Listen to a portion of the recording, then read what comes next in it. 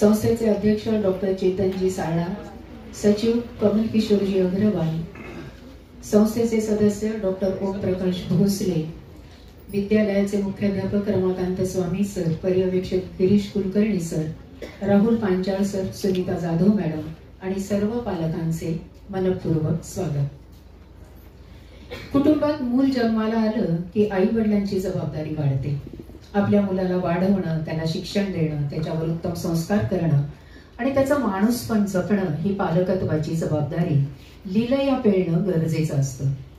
याच पालकत्वावर बोलण्यासाठी माननीय अतुल कुलकर्णी प्रमुख अतिथी म्हणून आले आहेत. प्रमुख पाहुण्यांचं स्वागत होईल. अतुल सरांचं शाल आणि बुके देऊन स्वागत करण्याची विनंती मी संस्थेचे अध्यक्ष डॉक्टर चेतनजी साळा सरांना करते.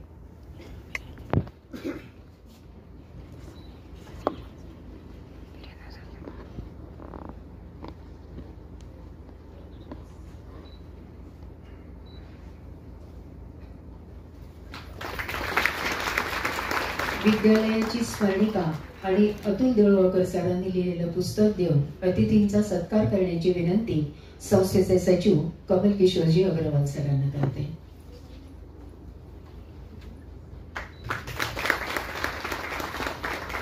संस्थेचे सदस्य डॉक्टर ओम प्रकाश भोसले सरांना विनंती करते की त्यांनी रोपाची कुंडी देऊन अतिथींचा सत्कार करावा. अतुल सर, या रोपाच्या कुंडीचं वैशिष्ट्य असं की हे टाकाऊतून टिकाऊ याच्यातून केलेलं आहे आणि विद्यार्थ्यांनी ते बनवलेलं आहे.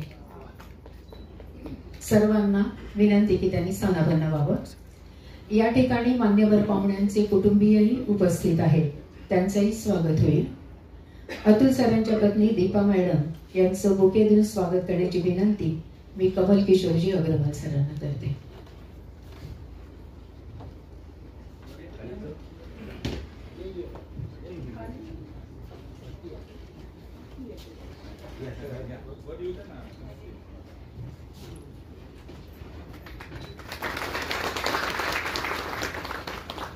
सरांचे बंधू आनंद सर यांचं स्वागत करण्याची विनंती मी संस्थेचे सदस्य डॉक्टर ओम प्रकाश भोसले सरांना करते.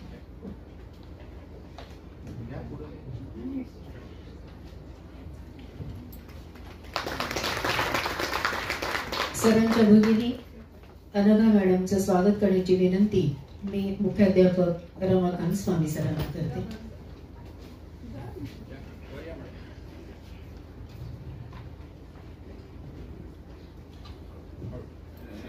सरांच्या गाडगी यांचं स्वागत करण्याची विनंती मी पर्यवेक्षक गिरीश कुलकर्णी सरांना करते.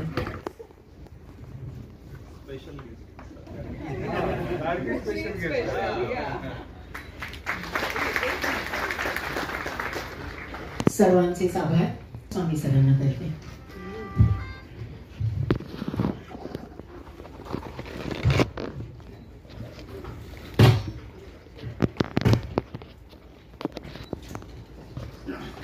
कार्यक्रमाचे प्रमुख अतिथी, आजचे मार्गदर्शक माननीय अतुल कुलकर्णी सर,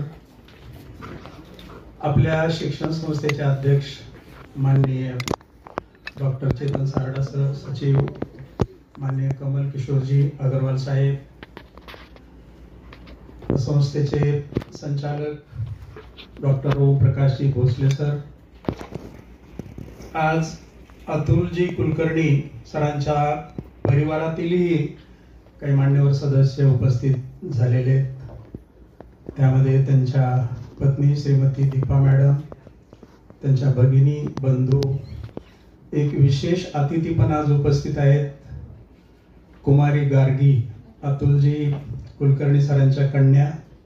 सगळ्यात अगोदर त्यांचा परिचय देतो. त्या कॅनडामध्ये राहतात आणि CPA करतात. मला विचारावं लागलं नेमकं CPA म्हणजे काय, तर आपल्याकडे जसं CA अतिशय कठीण परीक्षा आहे, तर जागतिक पातळीवर जर हे CAचं काम करायचं असेल अकाउंटन्सीचं, तर CPA ही पदवी मिळवावी लागते. ती मिळवलेली आहे.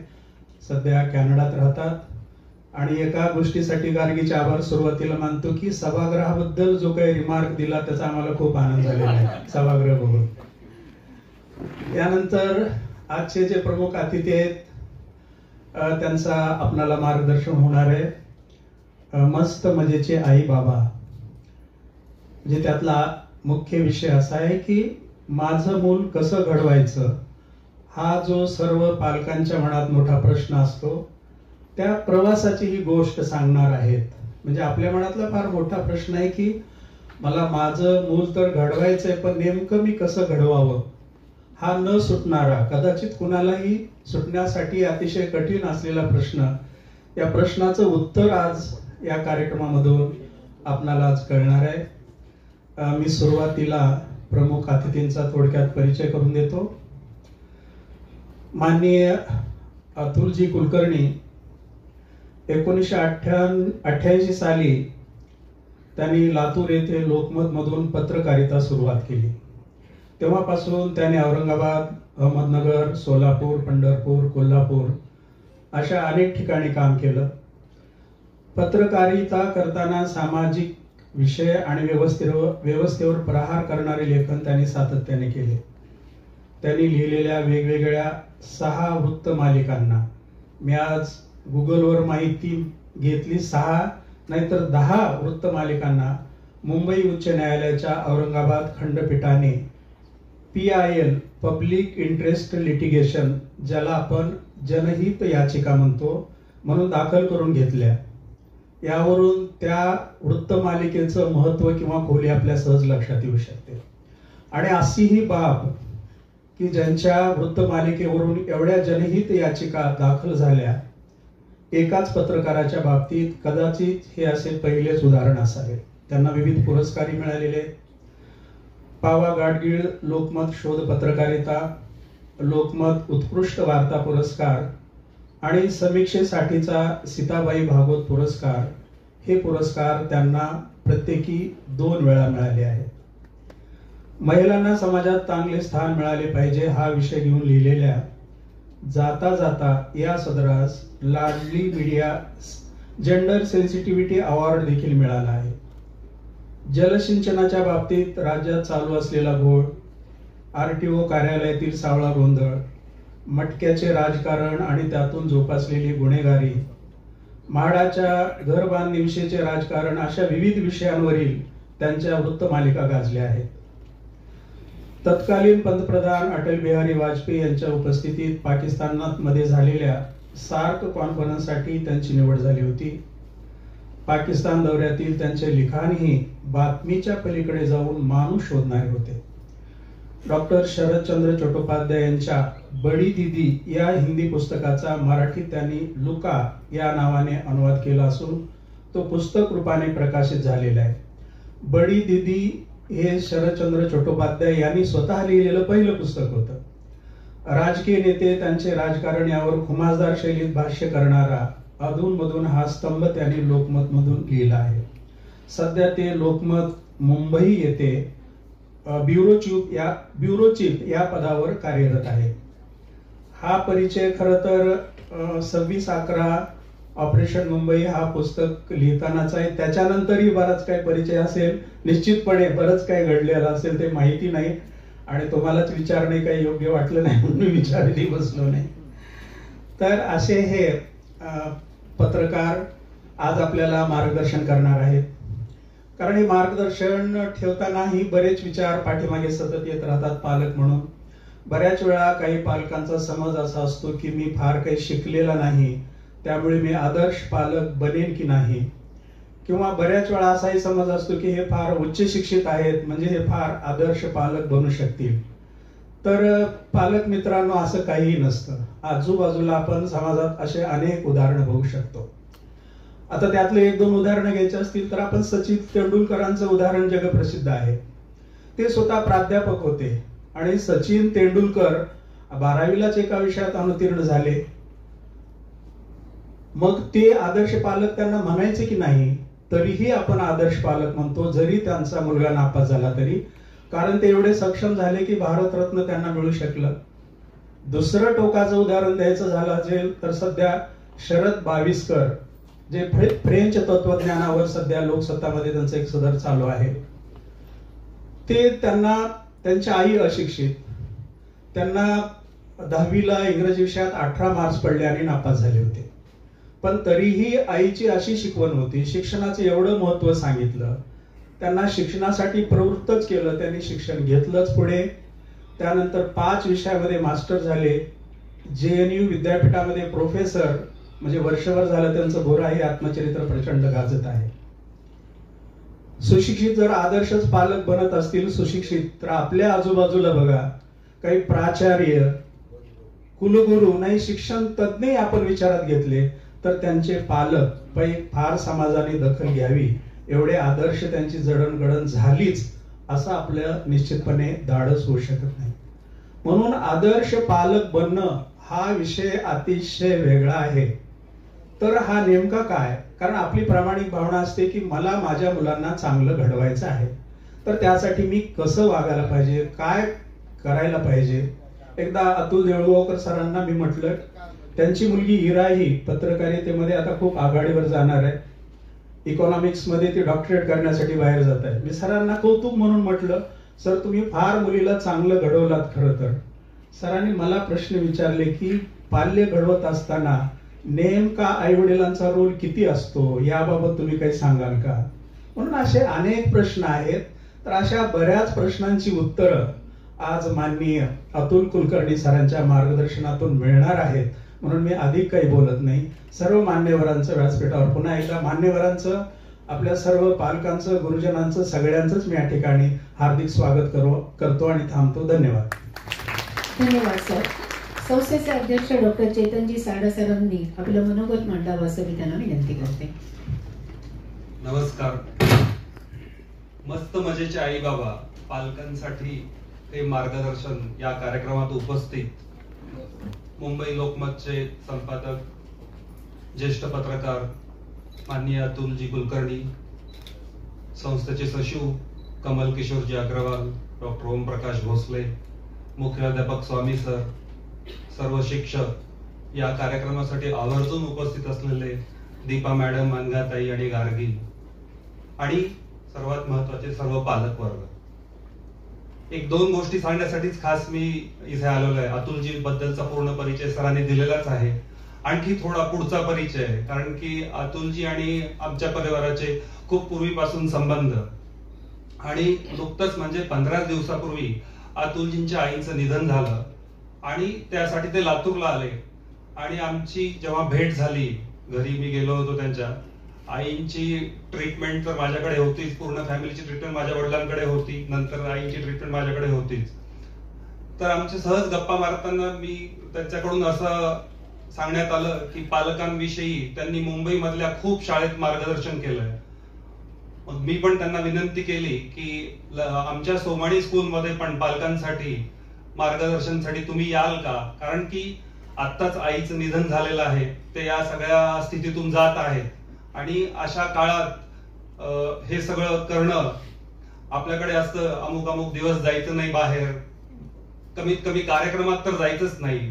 परंतु त्यांच्या आई स्वतः शिक्षिका होत्या, एका शाळेत शिक्षिका होत्या त्या, आणि त्यांच्या स्मरणार्थ किंवा त्यांना ही खरोखर चांगली श्रद्धांजली राहील म्हणून त्यांनी हे मान्य केलं आणि आज आपल्या समोर उपस्थित राहिले. अगदी 15 दिवस झालेले आहेत. मी आपल्याला सांगू इच्छितो की या विद्यालयाची स्थापना 32 वर्षापूर्वी 1993 साली झाली. सध्या साधारणतः 1900 विद्यार्थी शिक्षण घेत आहेत. विद्यार्थ्यांचा सर्वांगीण विकास व्हावा, केवळ ते परीक्षार्थी बनू नये, आणि त्याचबरोबर त्यांची ही साहित्य, कला, क्रीडा अशा विविध क्षेत्रात त्यांनी आघाडी घ्यावी म्हणून इथली पूर्ण सोमाणी स्कूल आणि सगळे शिक्षक प्रयत्न करतात. विविध क्षेत्रातील तज्ञ व्यक्तींना बोलावून त्यांची मार्गदर्शने विद्यार्थ्यांसाठी सतत आयोजित केली जातात. त्याचबरोबर पालकांसाठी पण काही कार्यक्रम आयोजित केले जातात. त्यातूनच त्यांना आम्ही विनंती केली आणि त्यांनी ही विनंती मान्य केली.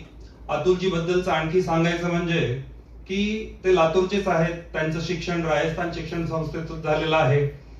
त्यामुळे इथल्या पालकांची मानसिकता, इथल्या विद्यालयांमध्ये असलेल्या सोयी याबद्दलची त्यांना जाण आहे आणि त्यामुळे ते खूप चांगलं मार्गदर्शन आपणास करू शकतील. त्यांची 2 पुस्तकं पण मी वाचलेली आहेत.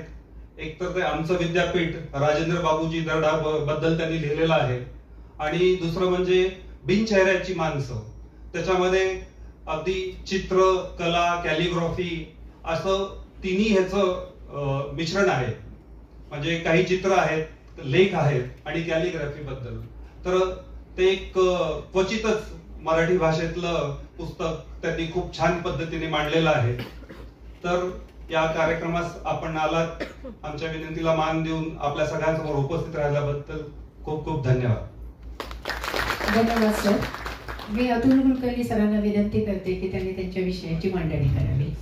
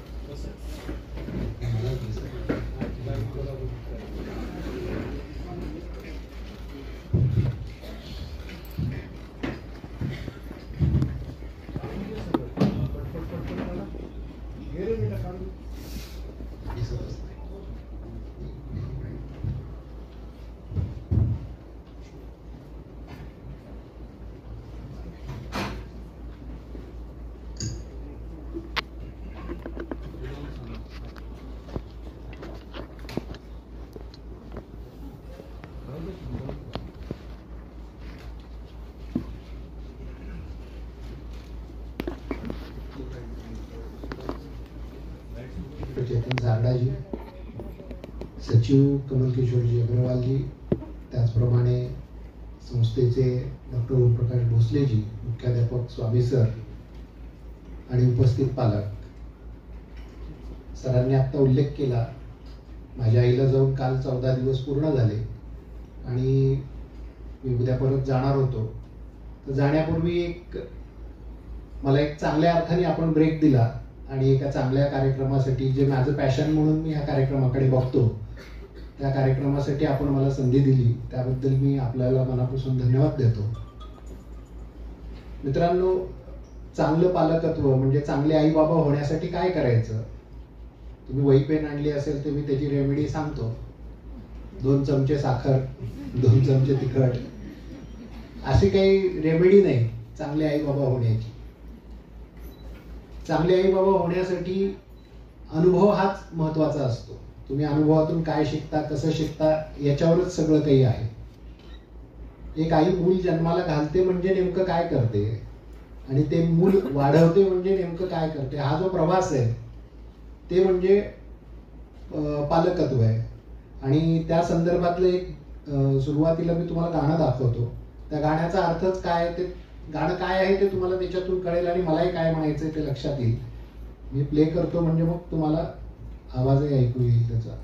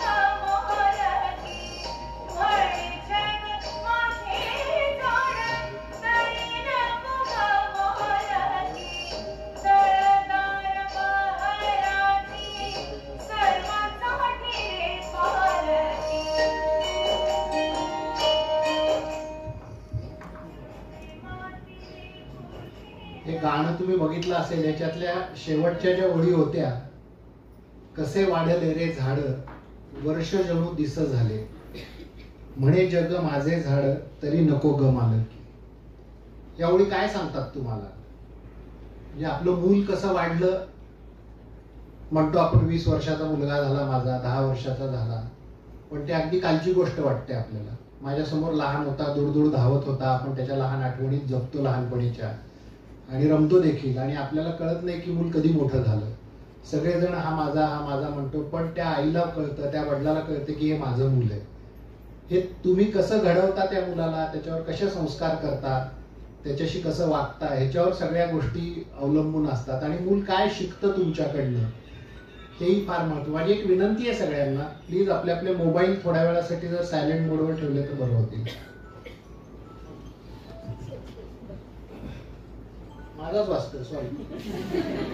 माझी 5 वाजताची मीटिंग असते, त्याचा अलार्म आहे, तुम्ही सायलेंट मोडवर ठेवला होता. आता एक 6:30ला मीटिंग असते, त्याचा वाजेल, पण तोपर्यंत संपवू आपण. तर आता काळ बदललाय, जीवघेणी स्पर्धा सगळीकडे सुरू झालेली आहे आणि पालकांच्या मुलांकडूनच्या अपेक्षा देखील वाढलेल्या आहेत. सतत वाटतं की माझ्या मुलांनी अमुक झालं पाहिजे, माझ्या मुलांनी तमुक झालं पाहिजे. पण हे कसं आहे माहिती का, माझ्या मुलीने काय व्हावं हे मी माझ्या मित्राला सांगतो, आणि तुम्हाला पटत नसेल तर नाही म्हणून सांगा, आपण गप्पा मारतोय, मी कुठलंही तुम्हाला लेक्चर द्यायला आलेलो नाही. आपलं मूल कसं असावं, आपली मुलगी आपला मुलगा काय व्हावं हे आपण आपल्या मित्रांना सांगतो, मैत्रिणीला सांगतो. आणि आपले आई बाबा कसे आहेत ही आपली मुलं हे तिच्या मित्रमैत्रिणींना सांगतात. होतं ना असं बऱ्याचदा. पण आपण आपल्या मुलाशी बोलत नाही, मूल आपल्याशी बोलत नाही, आपण मुलाशी बोलत नाही. तुम्हाला आठवून बघा, आणि मी हे सांगत असताना काही प्रश्न विचारेन, त्या प्रश्नांची उत्तरं तुम्ही वरून द्यायची गरज नाही, तुम्ही तुमच्या मनाला त्याची उत्तरं द्या. आणि तुम्हाला जर ती उत्तरं पटली तर फार चांगली गोष्ट आहे, नाही पटली, चुकीचं काही घडतंय असं वाटलं तर त्याच्यात काय दुरुस्ती करायची हे देखील तुम्हीच ठरवा. पण प्रश्नांची उत्तरं मी प्रश्न विचारत जाईन, तुम्ही तुमच्या मनाला उत्तरं द्या.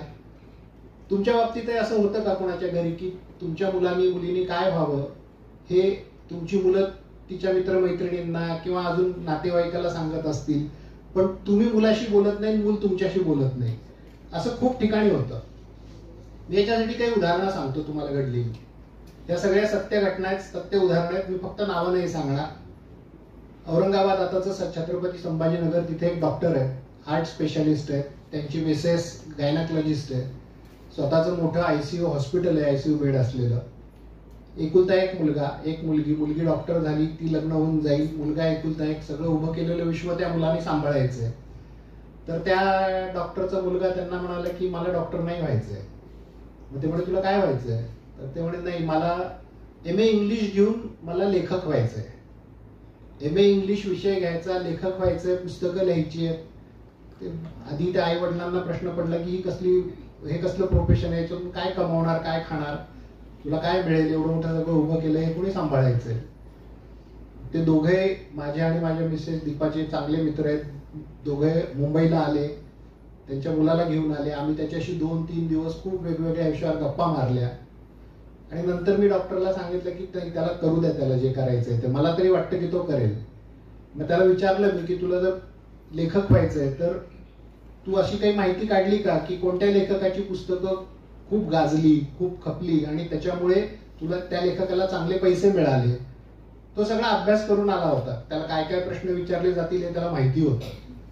आणि डॉक्टरनी त्या मुलाला ते म्हणाले की ठीक आहे, हॉस्पिटल नंतर म्हातारपणी मी कुणाला तरी देऊन टाकेन, तुला जे करायचंय ते कर.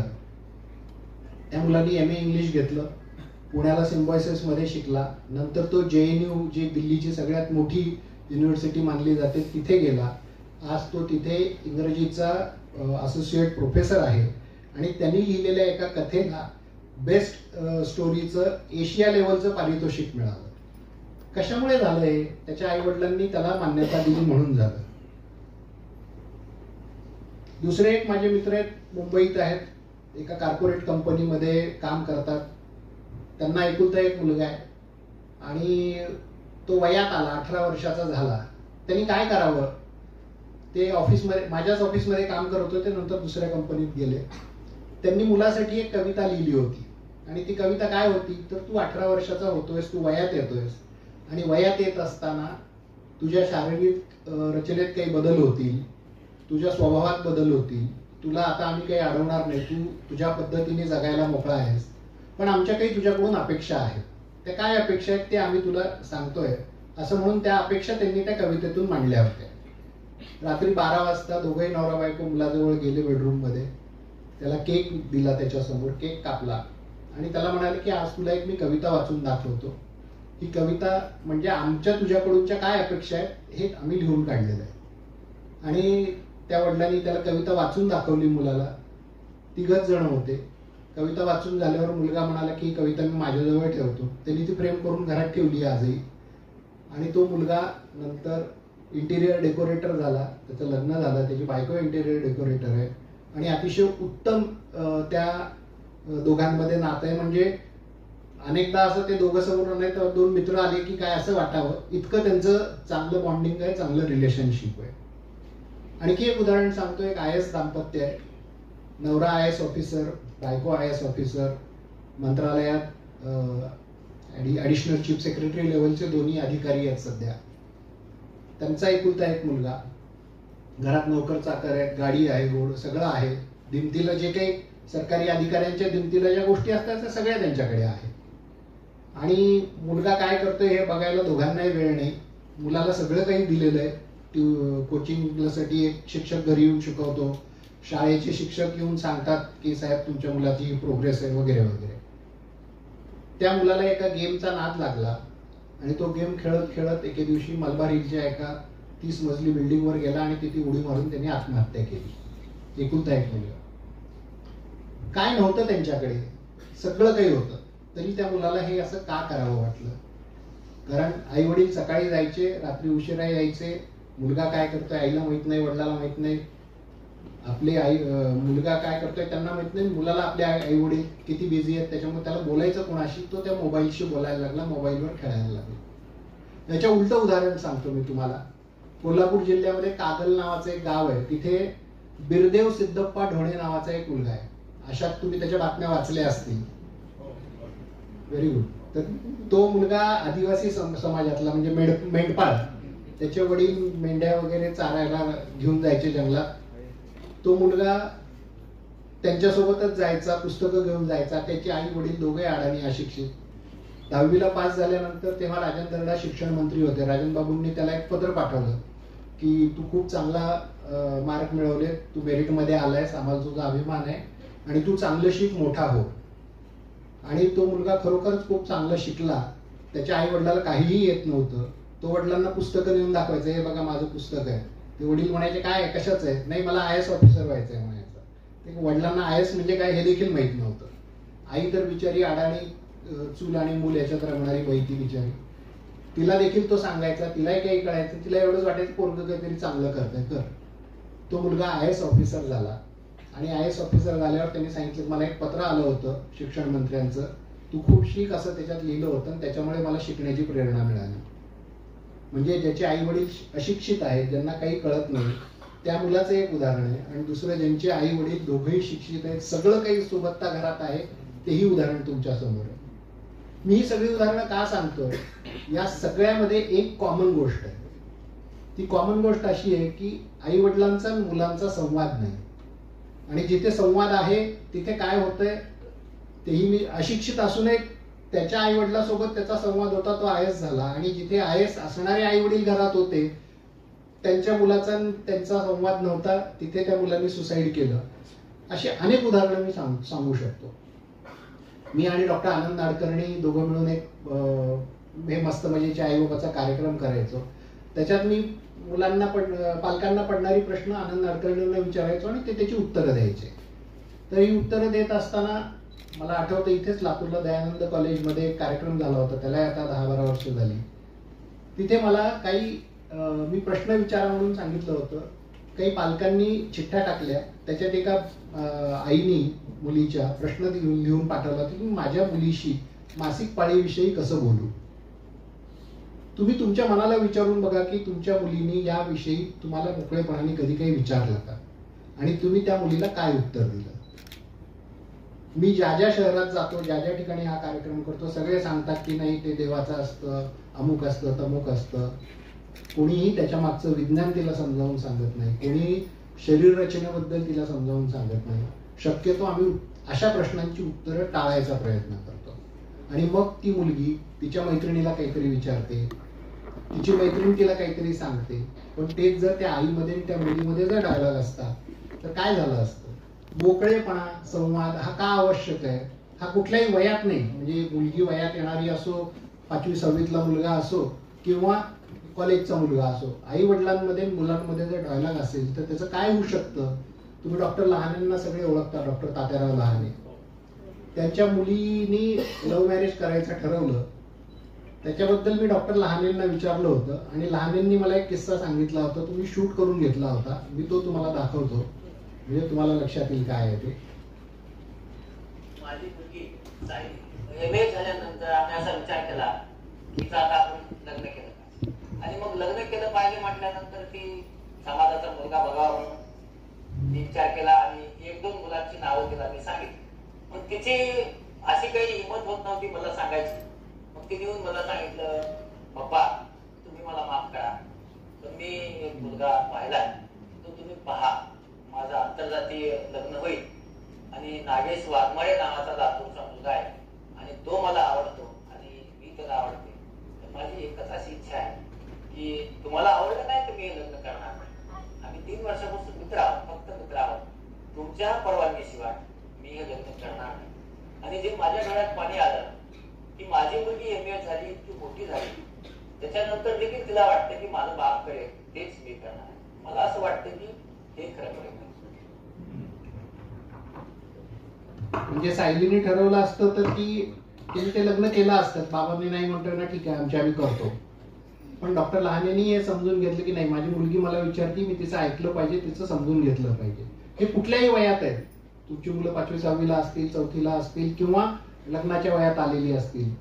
याच्यामध्ये एकच समान सूत्र, मी जे काही दाखवेन, जे काही सांगेन त्यात एकच सूत्र आहे, संवाद. तुमच्या मुलांचा आणि तुमचा डायलॉग आहे की नाही.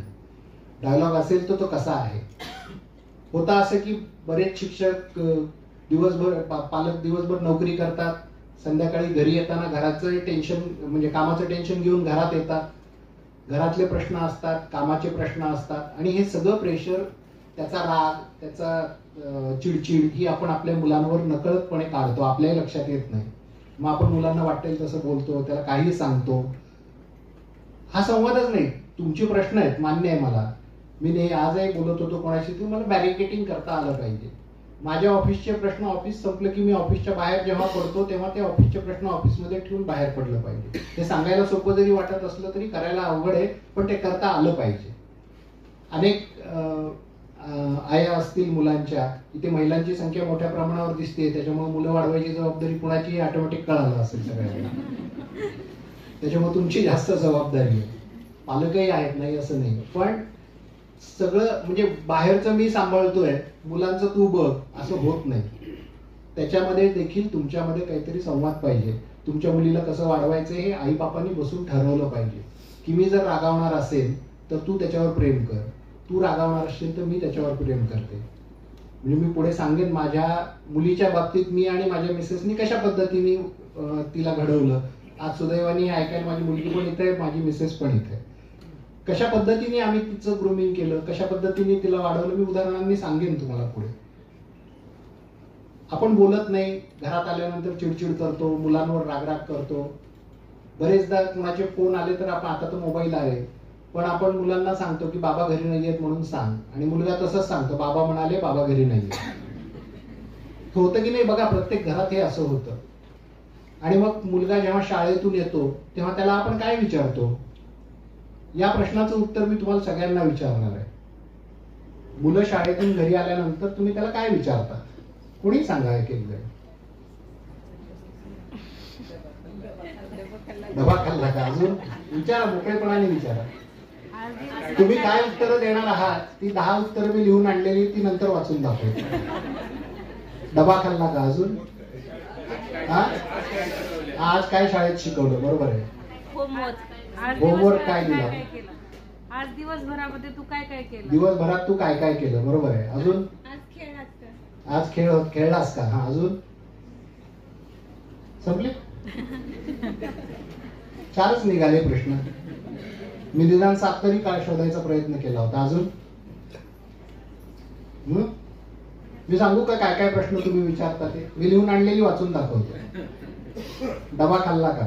कोणीतरी विचारलं होतं आता. सगळा का संपवला नाही? बरोबर आहे ना?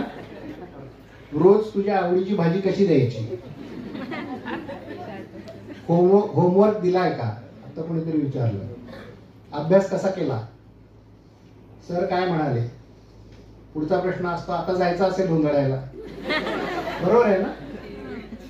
आधी होमवर्क कर मग जा खेळायला, नाहीतर तुझे सर माझ्या नावाने ओरडतील. हे झाले एकूण 8 प्रश्न.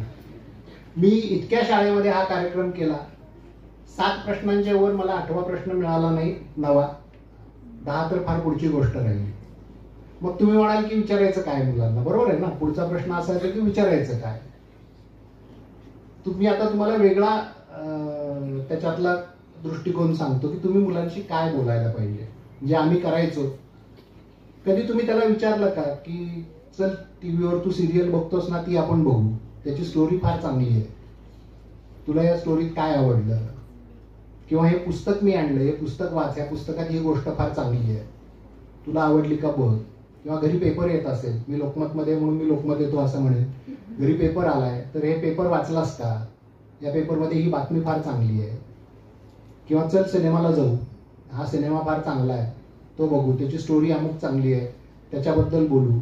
क्रिकेटची मॅच असेल, त्यांनी किती छान फोर मारला बघ, किंवा त्यांनी कशी विकेट घेतली, तो कसं खेळला असेल. हे प्रश्न विचारतो का आम्ही आमच्या मुलांना आईबाप म्हणून? उत्तरं तुम्ही तुमच्या मनाला द्या, मला नका देऊ. मला काही माना अशा अशा अशा अशा हालचाल दिसत आहेत, ठीक आहे, पण ह्या प्रश्नांची उत्तरं तुम्ही तुमच्या मनाला द्या. आपण नाही विचारत मुलांना आपल्या हे प्रश्न, आणि विचारत नसाल तर आजपासून सुरुवात करा. बघा तुमच्या मुलांमध्ये काय फरक दिसेल. ही कुठलेही म्हणजे डॉक्टर साहेबांकडे गेलं तर ताप आले तर औषध देतील, खोकला आला तर औषध, हे कुठलंही औषध नाहीये. हे रोजच्या जगण्यातलं अनुभव आहे, ते मी तुम्हाला सांगतोय. आपल्या मुलांना प्रश्न विचारले पाहिजे, त्याच्याशी बोललं पाहिजे. चल खेळायला जाऊ म्हणलं पाहिजे कधीतरी. आपण ते पण नाही करत कधी त्याच्याशी. आणि मुलांकडून मात्र आपण इतक्या अपेक्षा ठेवतो की मी माझंच ऐकलं पाहिजे, मी सांगतो तेच केलं पाहिजे. मी याच्यासाठी ना तुम्हाला एका सिनेमाची क्लिप दाखवतो, फार सुंदर क्लिप आहे. तुम्ही सगळ्यांनी कोशिश नावाचा सिनेमा पाहिला असेल, किती जणांनी पाहिलाय? मी तुम्हाला त्यातला एक सीन दाखवतो.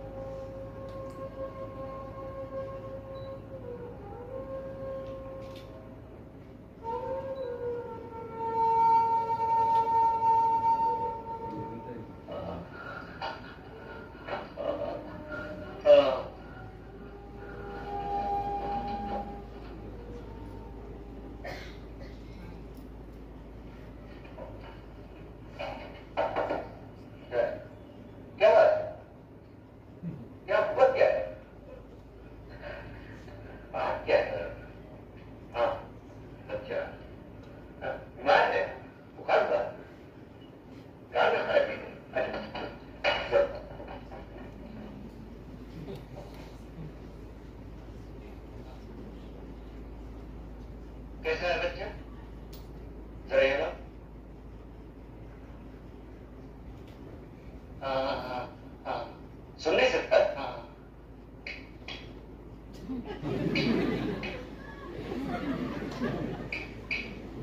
ये तो सुन सकता है।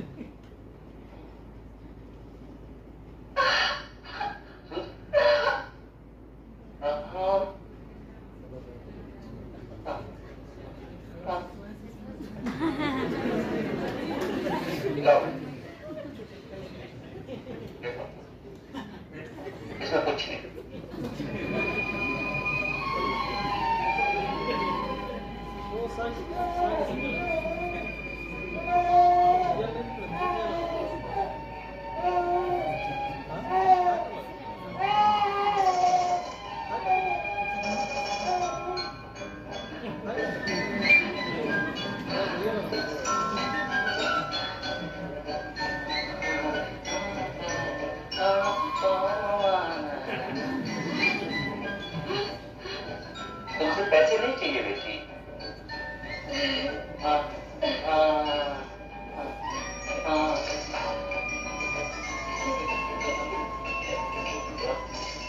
तुमसे पैसे नहीं चाहिए हरी, नहीं। जैसे नहीं नहीं, तुम बैठ।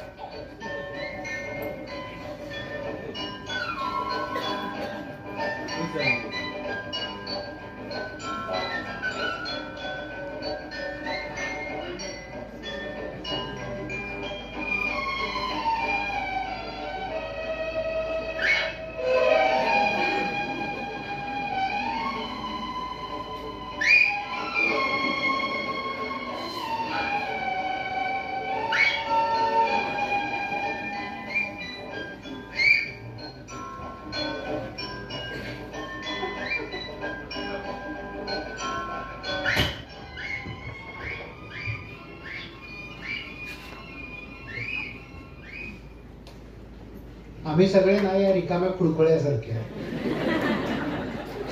आम्ही त्याला वाजवून दाखवतो किंवा आम्ही सांगतो तेच ऐक, आम्ही जे सांगतो तेच करतो ना आपण सगळे. तुमच्या मनाला उत्तर द्या, मला नका देऊ. की आम्ही जे सांगितलं तेच त्यांनी बघितलं पाहिजे, आम्ही जे सांगू तेच त्यांनी ऐकलं पाहिजे, आम्ही जे सांगू तेच त्यांनी केलं पाहिजे. त्याचं कारण का, तर आम्हाला डॉक्टर व्हायचं होतं, आम्हाला इंजिनियर व्हायचं होतं किंवा मला काहीतरी व्हायचं होतं, मी नाही होऊ शकलो, मग माझ्या मुलीने डॉक्टर झालं पाहिजे, माझ्या मुलाने इंजिनियर झालं पाहिजे. म्हणजे मला जे व्हायचंय ते झालं, होता आलं नाही म्हणून माझ्या मुलाने झालं पाहिजे. हा हट्ट सोडून द्या. त्याला काय वाटतंय, त्याला काय करायचंय, त्याला काय व्हायचंय त्याला विचारा, बोला त्याच्याशी. त्याच्या बोलण्यातून तुम्हाला कळेल की त्याचा कल कोणीकडे आहे, त्याला काय व्हायचंय, त्याला कशा पद्धतीने पुढे जायचंय. माझ्या मुलीच्या बाबतीत मी नेहमी सांगतो की ती काय अभ्यास करते मला कळत नव्हतं, कारण तिने IB केलं, CBSE केलं, पण तिला ज्या क्षेत्रातला एखादा विषय अडतो, माझी मिसेस सांगायची दीपक की नाही तिला अमुक गणितात प्रॉब्लेम आहे, मी त्या क्षेत्रातला जो कोणी बेस्ट टीचर असेल तो तिच्यासाठी आणून द्यायचो, किंवा याला विचार, मला नाही कळत त्यातलं. पण तिला जे पाहिजे ते प्रोव्हाइड करायचं काम मी केलं. तिचा अभ्यास घ्यायचं काम तिने केलं, पण जिथे अडतंय तिथं द्यायचं काम मी केलं. पण आम्ही तिच्याशी बोलत होतो, तिला विचारत होतो सतत, तुम्ही बोला त्यांच्याशी. बऱ्याचदा असं होतं की आपण बोलतच नाही, आणि मग होतं काय की मुलं आतल्या आत घुसमटायला लागतात. आता मोबाईल आलाय, गुगलवर जास्त विश्वास आहे, गुगल गुरुजीवर मुलांचा शिक्षकांपेक्षा. काही झालं तर गुगलवर लगेच सर्च करतात मुलं, आणि गुगल जे सांगेल ते त्यांना खरं वाटायला लागतं. का, तर आम्ही बोलतच नाही मुलांशी. त्याची घुसमट आम्हाला थांबवावी वाटत नाही कधी, आणि मग तो हळूहळू शांत होतो, बोलतच नाही. मग आम्ही म्हणतो नाही तो शांत झाला, अभ्यास करतोय. हे आम्ही आमच्या परीने काढलेलं त्याचं उत्तर आहे. पण तसं नसतं. तो आतल्या घुसमटतो, का घुसमटतो याचा विचारच आम्ही जर करणार नसू, त्याच्याशी बोलणारच नसू, तर मग पुढे काय होतं ते मी वेगळं सांगायची गरज नाही. जी मी 4-5 उदाहरणं सांगितली ते तुमच्या लक्षात आलीच असतील. तुम्ही सगळ्यांनी तारे जमी पर सिनेमा पाहिला असेल, पण मी ज्या अँगलने दाखवणार आहे त्या अँगलने तुम्ही नसेल पाहिला. म्हणून मी तुम्हाला आता त्याच्यातली एक क्लिप दाखवतो तारे जमीन पर मधली.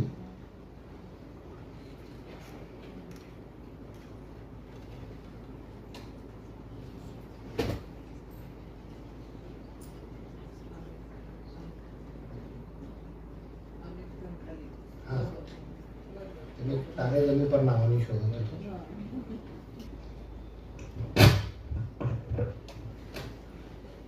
या सिनेमात ह्या सीन मध्ये 2 मेसेज आहेत. एक तर त्या दक्षिण आफ्रिकेमध्ये जे आदिवासी बेट आहे त्या बेटावर, तर कुणी हे बघून देतं का जरा, ठीक आहे.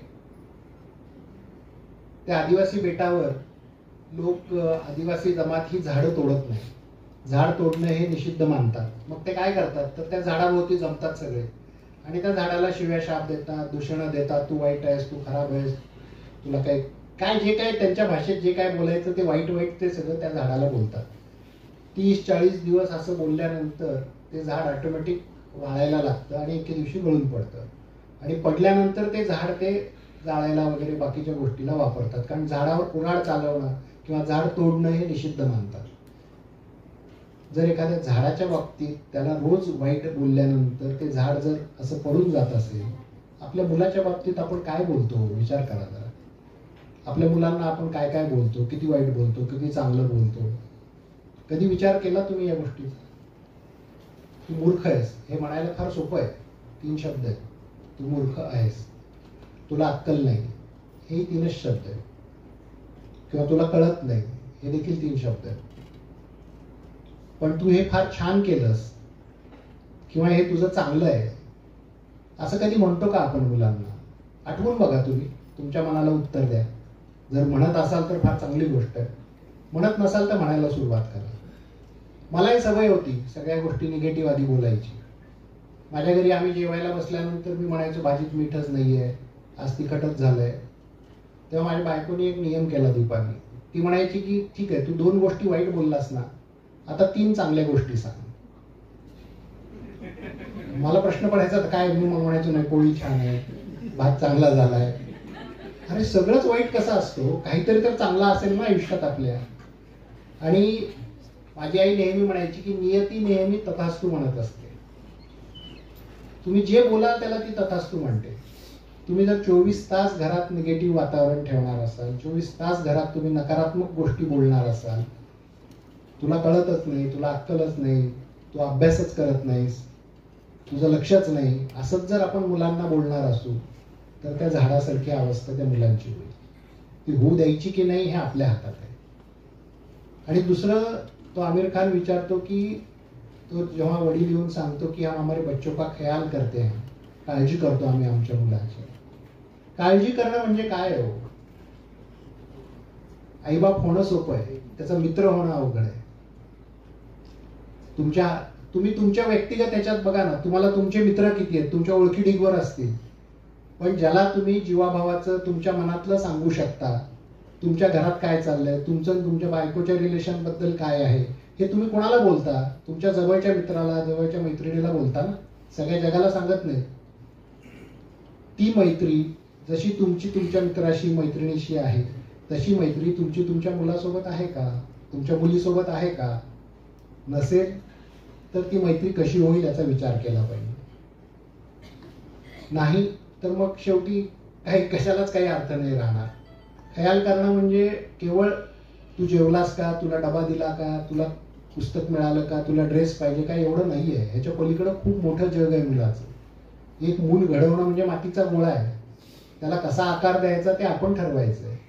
त्याचा माठ करायचा, त्याची सुरई करायची का, त्याचा रांजण करायचं, काय करायचं हे आपण ठरवायचं. आपण त्याचे कुंभार आहोत त्या मुलाचे. तो मातीचा गोळा आहे ना, त्याला तर काहीच कळत नाही. आपल्या आई बाबांनी आपल्याला घडवलं ना. मला अजूनही माझे शिक्षक आठवतात. इथं पोचमा गल्लीत माझी शाळा होती, चिंचेच्या झाडाखाली. मला अनेक जण म्हणतात तुझं अक्षर खूप चांगलं आहे. तेव्हा मला ते सर आठवतात. चिंचेच्या झाडाखाली एक खापराची पाटी, घरातलं धान्याचं पोतं घेऊन जायचं, त्याच्यावर बसून लिहायचं. ते अक्षर गिरवून द्यायचे पाटीवर आणि मानेवर खडा ठेवायचे. खडा पडला की ते फटका द्यायचे. तेव्हा वाईट वाटायचं खूप. पण आज जेव्हा लोक मला म्हणतात तुझं अक्षर खूप चांगलं आहे, तेव्हा मला त्या सरांची आठवण येते. हे नातं आहे. हे नातं मुलांच्या बाबतीत पालकांचं असलं पाहिजे, मुलांच्या बाबतीत शिक्षकांचं असलं पाहिजे. दुर्दैवाने आम्ही ते नातं कसं ठेवलं, किती ठेवलं माहीत नाही मला. पालक आणि मुलांमधला संवाद कमी होत चालला म्हणजे काय होत चाललं तर ही उदाहरणं आहेत. तुम्हाला 3 इडियट तुम्ही सिनेमा पाहिला असेल सगळ्यांनी. त्याच्यातला एक सीन दाखवतो तुम्हाला, मग तुम्हाला लक्षात येईल. पसंद आएगा उसे? इतना महंगा वाला खरीदने की क्या जरूरत है? आज साहबजादे को नौकरी मिल रही है, अब तो सर उठाकर फख्र से घूमने के दिन आ रहे हो, तुम कंजूसी कर रही हो. अरे फरहान, फरहान, आज तुम्हारा इंटरव्यू था ना? मैंने किया. मैं इंजीनियर नहीं बनना चाहता. वो शैतान रैंचो अब भी तुम्हारे दिमाग से खेल रहा है. मुझे नहीं समझ आती इंजीनियरिंग. बनने के लिए तो बहुत खराब इंजीनियर बनूंगा. राज्य बहुत सिंपल सी बात कहता है, जो काम में मजा है उसे अपना प्रोफेशन बनाओ, फिर काम नहीं खेल लगेगा. अरे कमाओगे कितना उस जंगल में? बस नहीं, ज्यादा नहीं है, लेकिन सीखने को बहुत कुछ मिलेगा. 5 साल बाद जब अपने दोस्तों को गाड़ी खरीदते अपना घर बना के देखोगे तो इंजीनियर बनके फिर स्टेट हो जाऊंगा, फिर जिंदगी भर आपको खुश होगा। बेहतर यही ना कि अपने आप को खुश होगा। अरे हंसेंगे लोग, कहेंगे कि फाइनल ईयर में आके छोड़ दिया। वो अपने कपूर साहब कह रहे थे कि खुशकिस्मत हो कि तुम्हारा बेटा आईसीई में पढ़ता है। वो क्या सोचेंगे? कपूर साहब ने मेरे कभी में एसी नहीं लगवाया था। मुझे आराम तो सुनाकर वो खुद करने में नहीं सोए थे। अपने कंधे पर बैठाकर कपूर साहब मुझे जमीन घुमाने नहीं लेके गए थे। उस बात में क्या था पापा? आप क्या सोचेंगे फर्क पड़ता है? कपूर साहब क्या सोचेंगे इससे मुझे कोई फर्क नहीं पड़ता। अरे मुझे तो उनका पहला नाम तक नहीं पता। फिल्म देख कर आए हो, ड्रामा कर रहे हो। बस भी कीजिए, परेशान है बेचारे। पता न करे राजू जैसे कुछ कर बैठे तो फिर तो डिस्कशन ही खत्म होगी ना। कुछ मत कहो साहबजादे से, वरना छत से कूद पड़ेंगे।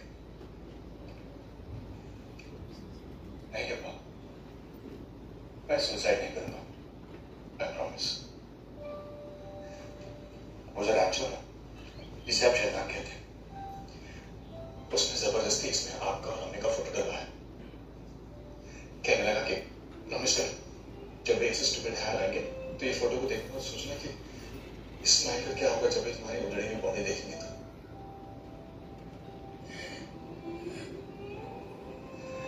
पापा, मैं आपको कन्विंस करना चाहता हूँ, पर ये सुसाइड की तरह आपके साथ लटका कर नहीं। क्या होगा? घर में डॉक्टर बन गया तो कम पैसे कमाऊंगा। घर छोटा होगा, गाड़ी छोटी होगी, और अब मैं खुश रहूंगा। I will be really happy.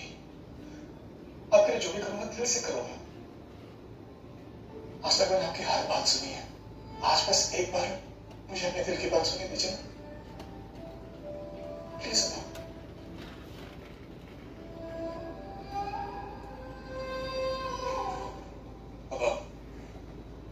पापा जाइए मत ना प्लीज।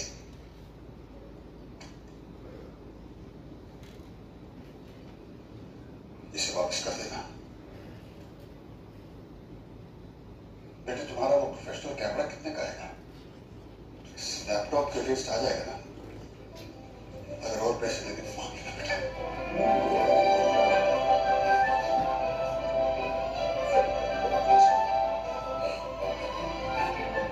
जाओ बेटे अपनी जिंदगी जियो।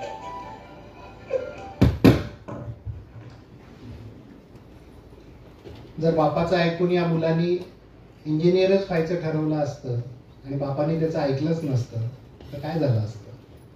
पण तो बापही कुठेतरी एका मुलाच्या पातळीवर येतो. मुलगाही बापासाठी वाट बघत बसतो की माझ्या वडिलांनी माझं ऐकून घेतलं पाहिजे, आणि वडीलही मुलाचं ऐकून घेतात. त्याचं जिवंत उदाहरण मी तुमच्या समोर आहे. मी एवढ्यासाठी सांगतो की मी आजपासून 40 वर्षापूर्वी जेव्हा लोकमतमध्ये काम करायला लागलो, मी औरंगाबादला होतो. एके दिवशी माझे वडील औरंगाबादला आले आणि मला म्हणाले की हे काय आपलं काम नाही म्हणे, ह्याच्या विरोधात लिहायचं, त्याच्या विरोधात लिहायचं, चला लातूरला परत. म्हणलं काय करू येऊ? बँकेची परीक्षा द्या म्हणे, कुठल्या तरी कॉलेजमध्ये प्राध्यापकाची नोकरी करा, हे आपलं काम नाही म्हणे असं. मी त्यांना म्हणलं मी नाही येणार परत. आमच्यात खूप वाद झाले, दिवसभर आम्ही एकमेकांशी भांडलो, आणि संध्याकाळी मी त्यांना म्हणालो की असं करा, तुमचाही राहू द्या, माझाही राहू द्या, मला 2 वर्ष 3 वर्ष काम करू द्या. माझं अजून वय आहे सरकारी नोकरी शोधण्याचं, मला 2 वर्ष काम करू द्या. 2 वर्षात जर मी नाही काही करू शकलो तर मी परत येतो, तुम्ही म्हणाल ते करतो. त्या तडजोडीवर वडीलही तयार झाले, ते परत गेले लातूरला. आणि 2 वर्षानंतर मलाही माझं काहीतरी जिद्द होती की नाही, मला परत नाही जायचंय, मला काहीतरी करून दाखवायचंय, आणि मी काम करायला लागलो. आणि नंतर माझ्या नावाने आलेला लेख असेल, माझी बातमी असेल, वडील त्यांच्या मित्रांना दाखवायला लागले, बघा बघा माझ्या मुलांनी लिहिलंय. कुठेतरी आमच्या दोघात मनमोकळा संवाद झाला, डायलॉग झाला, म्हणून हे होऊ शकलं. तुम्ही अजून, तुमची मुलं लहान आहेत, अजून तुमच्या हातात पूर्ण आयुष्य आहे त्याचं. माझ्या माहितीप्रमाणे स्वामी सर सांगत होते 5वी 6वीची मुलं पालक आहेत सगळे. तुमच्या हातात खूप मोठा स्पॅन आहे मुलांशी संवाद साधण्याचा, मुलांशी बोलण्याचा. हा डायलॉग जर नाही ठेवला तुम्ही तर मग कशालाच काही अर्थ राहणार नाही. आणि तुम्ही नेहमी पतंग उडवताना बघितलंय का सगळ्यांनी? पतंग कसा उडवला जातो त्याची मी एक इमेज दाखवतो तुम्हाला.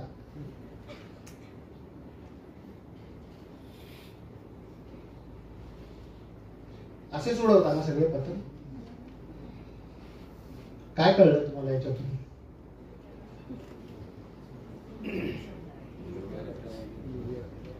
पतंगाची दोरी, मांजा जो आहे, ढील देतो आपण, तो रीळ मुलाच्या हातात आहे आणि पतंग वडिलाच्या हातात आहे. ह्याच्या नेमकं उलट झालं पाहिजे. पतंग हा मुलाला उडवू द्या, म्हणजे त्याला किती उडायचं हे त्याला ठरवू द्या. त्याला ढील किती द्यायची आईबाप म्हणून तुम्ही ठरवलं पाहिजे. आपण नेमकं उलट करतो. पतंग आपण उडवतो आणि मुलाला ढील दे म्हणतो. पोरगा तुम्हाला थोडंच ढील देणार हो, तुम्ही त्याला किती ढील द्यायचं हे ठरवलं पाहिजे. तुमच्या हातात आहे की त्याला काय होऊ द्यायचंय, काय होऊ नाही द्यायचंय. तुम्ही त्याच्याशी बोललं पाहिजे, त्याला विचारलं पाहिजे, राजा तुला काय व्हायचंय, कशा पद्धतीने व्हायचंय. एखादा मुलगा म्हणाला की नाही मला वाचायचंय, एखादा मुलगा म्हणाला की नाही मला संगीत शिकायचंय, त्याला ते दिलं पाहिजे तुम्ही. म्हणजे वाचनाचाच विषय म्हणून सांगतो मी तुम्हाला. कोविडच्या काळामध्ये माझी मुलगी एकटी कॅनडाला होती, तेव्हा तिने पुस्तकं वाचायचं तिला छंद होता. तिथे एक बुकशॉप होतं, तिथे जाऊन ती पुस्तकं आणायची, वाचायची. गेल्या 4-5 वर्षात तिने किती पुस्तकं वाचली याचा हिशोब तिने लिहून ठेवलाय. मी मुद्दाम तो हिशोब तिच्याकडून जेव्हा विचारला तेव्हा तिने मला दिला. 2020 मध्ये तिने 64 पुस्तकं वाचली, ज्याची 17,128 पानं होती. 2021 मध्ये 52 पुस्तकं वाचली, त्याची 16,356 पानं होती. 22, 23, 24 तिने टोटल 234 पुस्तकं या 5 वर्षात वाचली, ज्याचे पेजेस होते 73,376. हा हिशोब तिने लिहून ठेवलेला आहे, मी नाही. आणि तिला कुठल्याही या 250 पुस्तकामधलं काहीही विचारा ती तुम्हाला सांगू शकेल. का तर त्या पुस्तकांबद्दल आम्ही तिच्याशी बोलायचो, ती आम्हाला सांगायची. तिने एक काहीतरी AI च्या माध्यमातून कथा लिहायला घेतली, तिने मला सांगितली, माझ्या डोक्यावरून गेली, मला काही कळाली नाही. ती तिच्या आईला सांगत होती मी अशी स्टोरी लिहितीये. हे कुठेतरी आमच्यात डायलॉग होता म्हणून हे होऊ शकलं. जर आमच्यात डायलॉगच नसेल तर काहीच शक्य होणार नाही. तुम्ही मुलांना जे पाहिजे ते करू द्या, याचा अर्थ त्याला कसंही वागू द्या असा अर्थ होत नाही. अनेक जण पालक म्हणतात की तुम्हीच तर म्हणालात मुलांना कसंही वागू द्या. ते इथे आपल्याकडे एक डॉक्टर आहेत ना जे डाएटवर सांगतात, जगन्नाथ दीक्षित आहेत ना, डॉक्टर दीक्षित. तर ते सांगतात की 2 वेळेस जेव्हा जे खायचंय ते खा.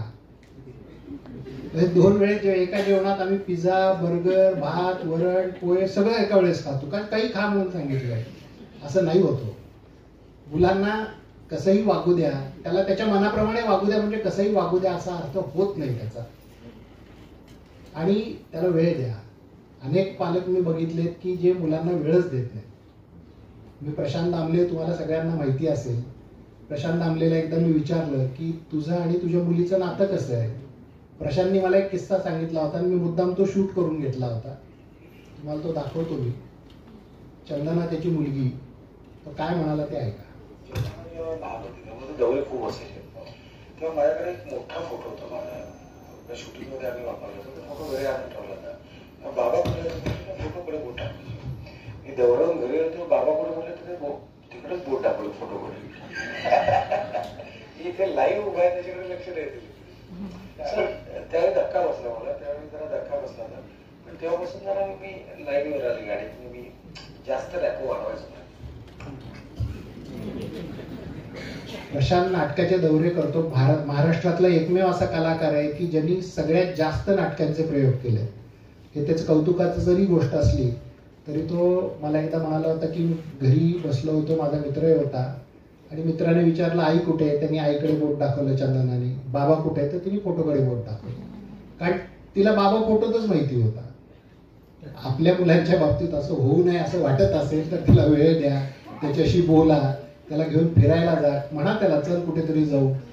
परीक्षेच्या काळात सुद्धा मी जे सुरुवातीला म्हणालो की आई बापांनी ठरवून घेतलं पाहिजे की मुलांना कसं वाढवलं पाहिजे. परीक्षा सुरू असताना माझी मेसेज खूप मागे लागायची, याचा अभ्यास कर, त्याचा अभ्यास कर. मी एके दिवशी गार्गीला म्हणालो की जाऊ दे यावर्षी नापास हो.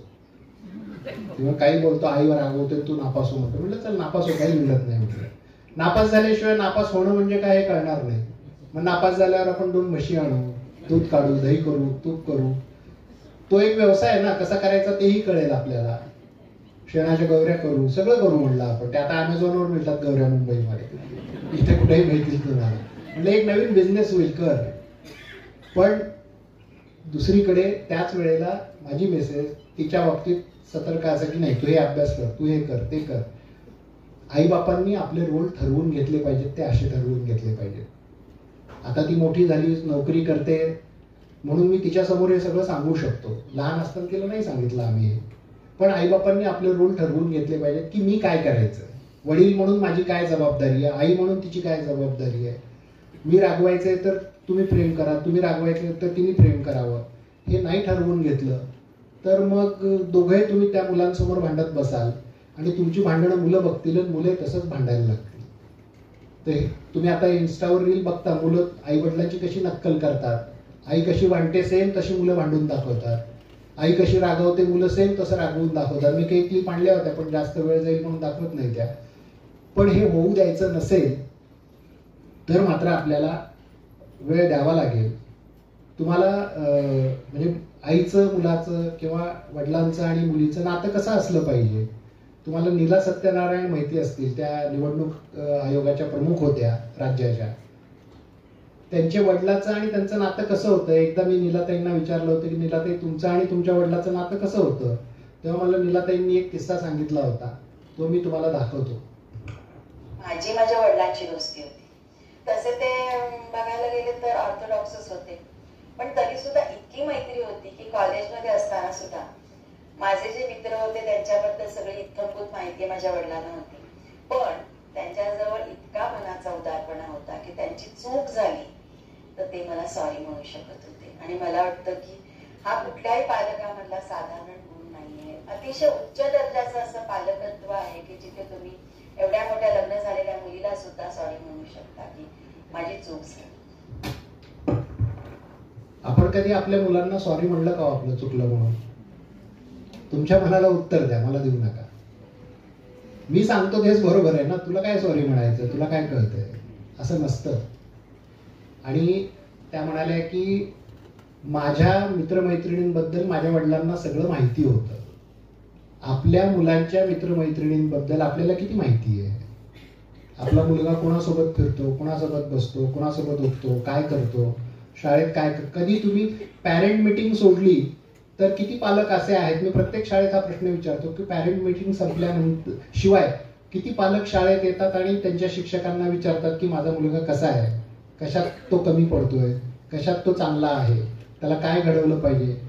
तुमची मुलं तुमच्याजवळ जेवढा वेळ राहतात त्याच्यापेक्षा जास्त ती शाळेत असतात. घरी तर ते झोपण्याचा वेळ जर वजा केला तर शिक्षकांसोबत मुलं जास्त वेळ असतात. कधी पालकांनी येऊन विचारलं का की माझा मुलगा कशात परफेक्ट आहे किंवा कशात कमी आहे. आम्ही नाही विचारत, कारण आम्हाला गरज नाही वाटत. शाळेत पाठवलंय ना, फी भरतो ना वेळच्या वेळी, शिकवलं पाहिजे शिक्षकांनी. असं होत नाही. सगळी जबाबदारी शिक्षकाचीच आहे तर मग मुलं कशाला जन्माला घातली आपण. शिक्षकांनीच करावं काय करायचं, ते असं होत नसतं. काहीतरी आपली जबाबदारी आहे. आपण कसं मुलाला घडवायचं हे आपण ठरवलं पाहिजे. सगळ्या गोष्टी पालकांवर ढकलू. सोपं काय होतं माहिती का की आपल्याला काही जमलं नाही की आपण लगेच त्याचं कुणाला तरी म्हणजे खापर पडायचं म्हणतो ना, कुणाला तरी माणूस शोधत असतो, कुणाला दोष द्यायचा. हा ह्याला दोष, शिक्षकाला दिला पाहिजे दोष, मुख्याध्यापकाला दिला पाहिजे, शाळेला दिला पाहिजे. ते त्यांचं काम करतील नाही करतील, आम्ही काय करतोय हे जास्त महत्वाचं आहे. पण आम्ही ते करत नाही. आणि असंच मी हे का म्हणतो की आईमध्ये मुलामध्ये संवाद पाहिजे, वडिलांमध्ये मुलामध्ये संवाद पाहिजे. कविता लाड तुम्हाला माहिती असतील, प्रख्यात अभिनेत्री आहेत, नाटकात काम करतात, सिरियलमध्ये काम करतात. अवधूत गुप्तेने एकदा कविता लाडची मुलाखत घेतली होती आणि त्याच्यात एक सीन असायचा की फोनवर तुम्ही कोणाशी तरी बोला. तर कविता लाड स्वतःच्या मुलाशी बोलली. त्याच्या आधी 8 वर्ष कविता लाडनी नाटक करणं सोडून दिलं लग्न झाल्यानंतर, प्रेग्नन्सी होती म्हणून. आणि 8-9 वर्षानंतर ती पहिल्यांदा स्टेजवर आली आणि तो जो काही सगळा प्रसंग होता, जो काही अनुभव होता, कविता लाडनी तिच्या मुलाशी काय संवाद साधला ते मी तुम्हाला आधी दाखवतो. आज इथे कार्यक्रमात मला सगळ्यांनी खूप कौतुक केलं की तू अजूनही छान दिसतेस, त्याचं काय रहस्य वगैरे. तर मला असं वाटतं की गेल्या 9 वर्षांमध्ये तुम्ही दोघं जण माझ्या आयुष्यात आलात आणि तेव्हापासून माझ्या आयुष्याला खूप छान अर्थ मिळाला. किशन, तू होणे अगोदर मी नाटकात खूप काम केलं, खूप प्रयोग केले, जवळजवळ मला वाटतं 2-2.5 हजार प्रयोग केले. तुझी चाहूल लागली आणि त्यानंतर मात्र मी नाटकात काम करायचं नाही असा निर्णय घेतला. मला अजूनही आठवतं आपला शेवटचा प्रयोग वर्षांबरोबर केलेला. 5वा महिना लागला होता आणि हा तो शेवटचा प्रयोग होता. एके ठिकाणी असं बरं वाटत होतं की चला आता शेवटचा प्रयोग, आता जरा प्रेग्नन्सी एन्जॉय करूया. आणि तिसरी वेळ झाली, मी एंट्री घेणार. ह्याच्या थोड्या वेळ अगोदर माझ्या असं लक्षात आलं ही माझी शेवटची एंट्री. ह्यानंतर मी पुन्हा कधी रंगभूमीवर पाऊल टाकेल मला माहित नव्हतं. मला खूप भरून आलं होतं तो प्रयोग करताना, पण ते तेवढ्या खूपच. त्याच्यानंतर मात्र तुझा जन्म झाला ईशान, आणि तुला मोठं होताना बघून, तुझं पहिलं पाऊल टाकताना बघून त्याच्यात मी पूर्णपणे रमले. नाटकात पुन्हा त्या दरम्यान काम करावं असं नाही वाटलं. त्यानंतर मात्र सनायाचा जन्म झाला 4 वर्षांनी, आणि सनायाचा जन्म हा माझ्या आयुष्यातला सगळ्यात मोठा आनंद आहे. मी देवाकडे कधीच काही मागितलं नाही, सगळंच न मागता मिळालं. पण मला दुसऱ्यांना मुलगी व्हावी याकरता देवाकडे खूप प्रार्थना केली होती. आणि गणपतीच्या दरम्यान आपल्या घरात गौरी आली, आपली छोटी सनाया. तुम्ही इतकी शहाणी समजूतदार मुलं आहात, ते बघूनच मी घराबाहेर पाऊल टाकायचं किंवा नाटकात पुन्हा काम करण्याचं धाडस करू शकले. पहिला प्रयोग पाहिल्यानंतर ईशान, तू सनाईवर मला मारलेली घट्ट मिठी, आणि ईशान तू येऊन सांगितलेलं की ममा फुटबॉलमध्ये कसं you just hit the ball at the penalty corner and that's how your play was. You just hit the ball straight at the goal. हे तुझ्या परीने तू माझ्या नाटकाबद्दल दिलेलं जे काही समीक्षा होतं ते मी कधी विसरणार नाही. म्हणजे कायम प्रेक्षक आमचं कौतुक करत असतात, पण तुमच्या दोघांच्या नजरेतलं कौतुक हे माझ्यासाठी खूप मौल्यवान आहे. ते असंच राहावं.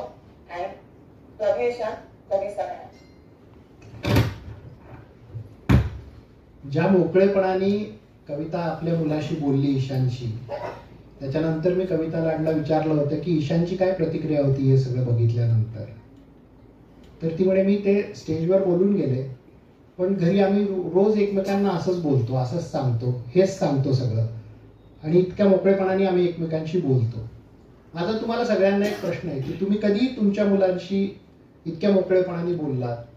कधी तुम्ही तुमच्या मुलाला मुलीला सॉरी म्हणलं चुकलं म्हणून? आठवून बघा. उत्तरं पॉझिटिव्ह असतील तर चांगली गोष्ट आहे, निगेटिव्ह असतील तर आपण अजूनही वेळ गेलेली नाही, आपण हे दुरुस्त करू शकतो.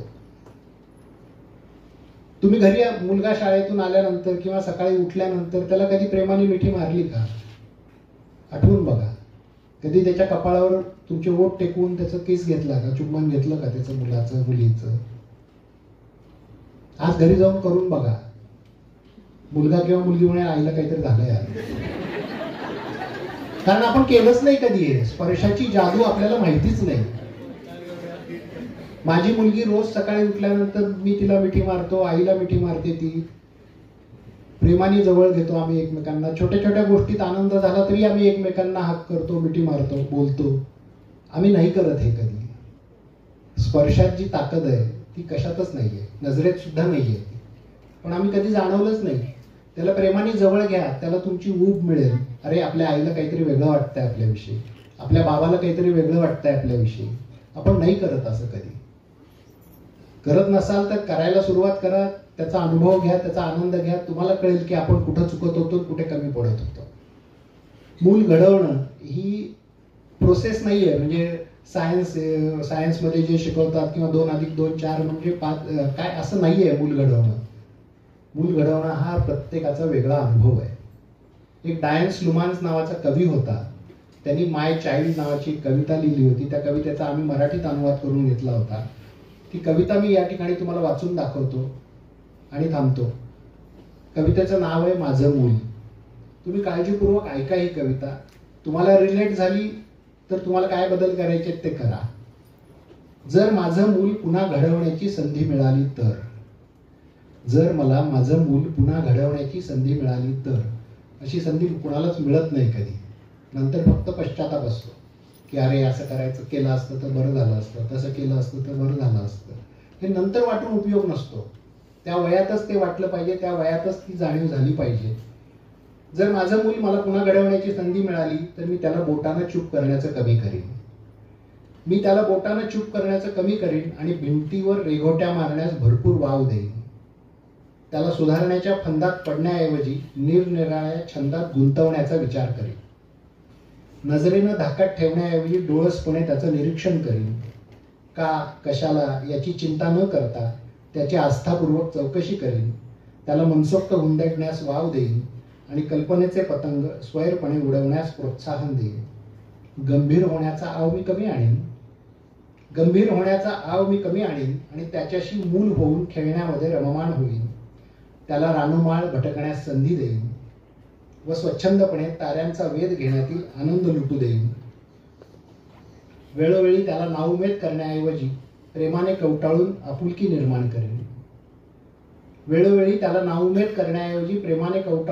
निर्माण करेन. त्याच्याबाबत कठोरपणा सोडून देऊन त्याच्याशी मनमिळाऊपणे एकरूप होईल. त्याचे दिखाऊ व्यक्तिमत्व घडवण्याआधी त्याची स्वयंप्रतिमा उज्ज्वल करीन. सत्ता सामर्थ्याच्या प्रेमापेक्षा प्रेमाच्या सामर्थ्याची ओळख करून देईन. त्याला पंखाखाली घेण्याऐवजी त्याच्या पंखात बळ निर्माण करेन. माझं मूल मला पुन्हा घडवण्याची संधी मिळाली तर. ही संधी कोणालाही परत परत मिळत नाही. आपल्याला मिळू नये अशी प्रार्थना करू. पण आपलं मूल कसं घडवायचं, ह्या कवितेचा सार, ही कविता म्हणजे मी जे काही बोललो तो सार आहे सगळा. यापेक्षा मी जास्त काही तुम्हाला सांगणार नाही. एवढंच जाता सांगेन, तुम्ही सगळ्यांनी नाना पाटेकरचा एक सिनेमा बघितला असेल, प्रहार. त्या सिनेमाचं गाणं आहे, ते गाणं लावतो आणि थांबतो.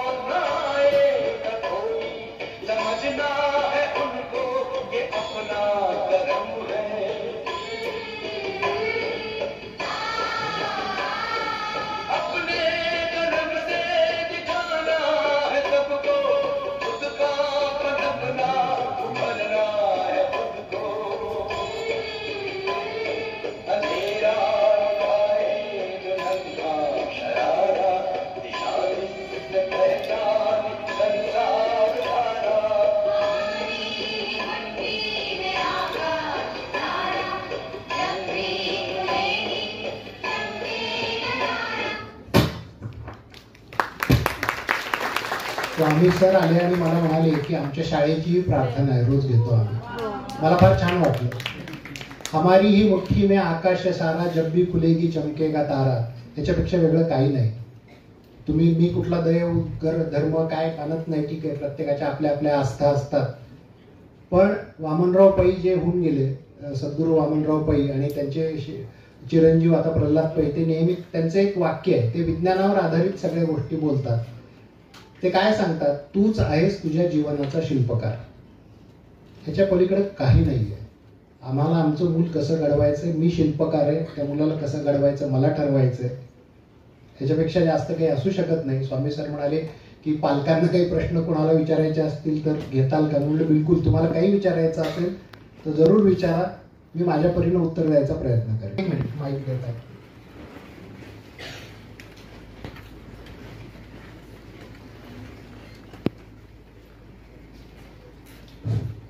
तुम्ही म्हटल्याप्रमाणे लहान मुलांना आपण, म्हणजे आता तुम्ही सांगितल्याप्रमाणे आम्ही करू, पण जे आता मोठे झाले त्यांना कसं हँडल करावं.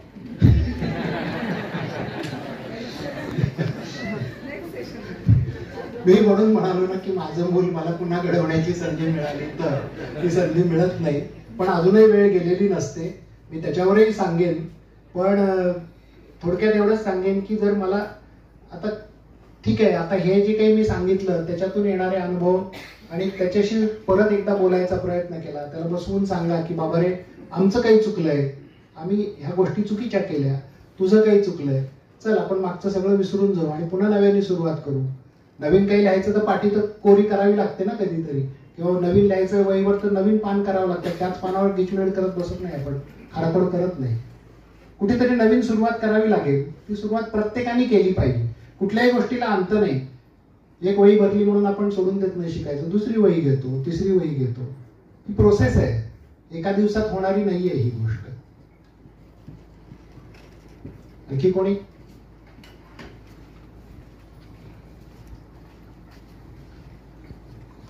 या मुलं होण्याच्या प्रक्रियेमध्ये मला वाटतं खरंच वडिलाचा आणि आईचा संबंध फार महत्वाचा आहे. प्रत्यक्ष व्यवहारामध्ये जगत असताना माणसानं आपण ज्या व्यवहारामध्ये वागतो, इथं समाजामध्ये चालू होतं, आपले जे अनुकरण आहे, आपलं जे अनुकरण दैनंदिन जीवनामध्ये आपलं जे अनुकरण आहे हे खरंच सात्विक असेल, भावनिक असेल तर त्या मुलांना त्याचा तो आदर्श मिळतो का असं मला वाटते. आणि त्यातून खरंच आजच्या या आधुनिक जगामध्ये सगळेजण पैशाच्या मागे लागलेले आहेत. पैसा कसा मिळेल आपणाला, काय कसं मिळेल.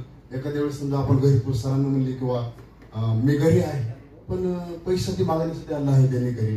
ज्यावेळेस माझ्या मुलाला मी म्हणेल किंवा सांग खरंच तुझे पप्पा घरी आहेत का नाही, विचारायच्या वेळेस मला मी म्हणलं पाहिजे. म्हणजे असं की प्रत्यक्ष ज्यावेळेस मी जीवन जगत असताना मी जर सात्विक वागत असेल आणि माझं आचरण जर खरंच सार्थक असेल तर नक्की आपली मुलं यशस्वी जीवनाकडे जातील हे मला असं वाटते सर. याच्यातून तुम्हाला काय मला बोध देता येईल? अगदी बरोबर बोललात तुम्ही. आपण कसं वागतो तसं मुलं वागतात. मुलं आपल्यालाच निरीक्षण करतात ना. त्यांचे पहिले गुरु आई वडील असतात, दुसरं कोणीच नसतं. मी छोटी छोटी उदाहरणं सांगतो माझ्याच बाबतीतली, मी लोकांची नाही सांगत दुसऱ्यांची. माझी मुलगी छोटी होती, लहान होती, माझ्या घरी एक मित्र आले होते. कालच मी हा किस्सा कोणाला तरी सांगितलं, सरांनाच बोललो, साला सरकार घरी आले होते तेव्हा बोललो. पाणी आणायला सांगितलं तिला, इथून तिथपर्यंत अंतर असेल, ती काचेचे 3 ग्लास घेऊन आली. येताना पॅसेज मधून तिच्या हातातून ट्रे पडला, ग्लास फुटले. दीपानी काही केलं नाही, ते काचा बाजूला केल्या, तिला दुसरे ग्लास दिले, जा घेऊन जा म्हणून सांगितलं.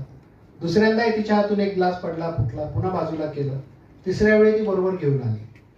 त्या क्षणाला पहिली रिॲक्शन अशी असेल की अरे तुला एवढं कळत नाही का, कसं पडलं. ही नॅचरल रिॲक्शन आहे. पण त्या क्षणाला ती कंट्रोल केली, तिने केली, मी केली, आम्ही तिला काही बोललो नाही. पण तिच्यातून जो तिचा कॉन्फिडन्स वाढला की अरे हे पडलं तरी कुणी काही फार नुकसान नाही, आपल्याला कुणी काही बोललं नाही, पण याच्या पुढे आपण नाही पडू दिलं पाहिजे. हा धडा तिला न बोलता काहीही कुठलंही 10 पुस्तकं वाचून न दाखवता आम्ही तिला शिकवलेला धडा होता. त्याच्यानंतर कधीच तिच्या हातून असं काही घडलं नाही. मुलं तुम्हाला ऑब्झर्व करत असतात, तुम्ही कसे वागता घरात, तुम्ही कसे बोलता एकमेकांशी. माझ्या मित्रांची एक मुलगी आहे, वडील डॉक्टर होते, आई डॉक्टर, आई गायनाकॉलॉजिस्ट, आणि मुलगी आईसोबत क्लिनिकला जायची औरंगाबादला. दीपानी ओळखलं ते नाव. पण जेव्हा ती मुलगी खेळायची आणि आईमध्ये त्या येणाऱ्या बायकांना तपासायची आणि मुलगी बाहेर बाहुली घेऊन एक नकली स्टेथोस्कोप घेऊन खेळायची त्या बाहुली सोबत, तर ती आई काय बोलते ती मुलगी त्या बाहुलीला बोलायची, इथे दुखतंय का, इथे दुखतंय का, मग कळाली का तुला, हे ती मुलगी त्या बाहुलीशी बोलायची. ही कुठले संस्कार होते त्या मुलीला शिकवलेले, कोणी शिकवलं होतं का? शाळेने नव्हत्या या गोष्टी शिकवल्या तिला, ह्या पालकांनीच शिकवल्या होत्या.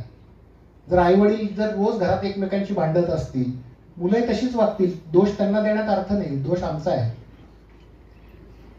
परवाचा एक म्हणजे मी काल आमच्या घरात बोलताना माझ्या मुलीने मला विचारलं की माझ्या बहिणीची मुलगी ती जपानला गेली, TCS सारख्या कंपनीत काम करते ती, त्या कंपनीने तिला 3 वर्षासाठी जपानला पाठवलं.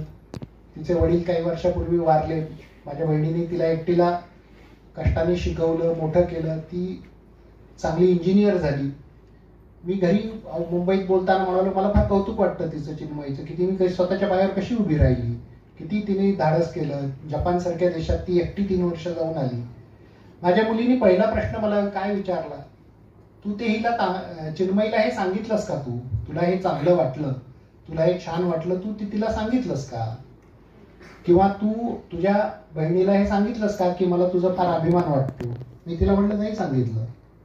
त्याच्यावर तिचं म्हणणं तू तिला सांगायला पाहिजे, त्याच्याशिवाय तिला कळणार कसं तुला काय वाटतंय ते. छोट्या छोट्या गोष्टी असतात, मुलं सुद्धा तुम्हाला शिकवतात.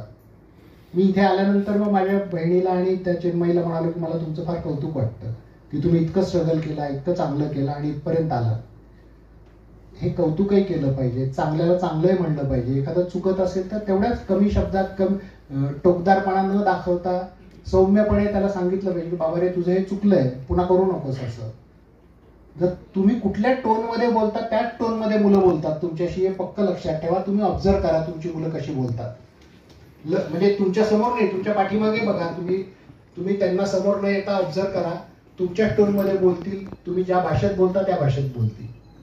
त्याच्यामुळे पहिले गुरु तुम्ही आहात, तुमचा संस्कार मुलांवर आहे. तेव्हा कसं वागायचं हे आधी पालकांनी ठरवलं पाहिजे.